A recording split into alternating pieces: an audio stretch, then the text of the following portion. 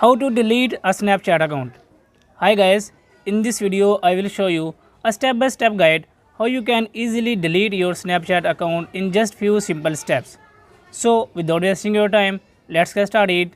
So to delete your Snapchat account, first of all open Snapchat app. And then just click on your profile picture on the top left corner.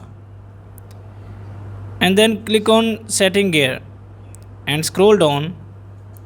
And here you can see delete account option. Click on it. And here it will ask you to write your username and password. So I will type here.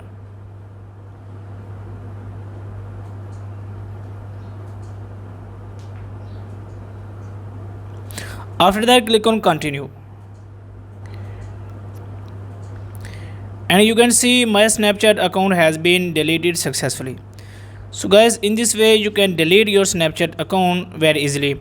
If this video guide is helpful for you, please like the video and subscribe to our channel. Thanks for watching.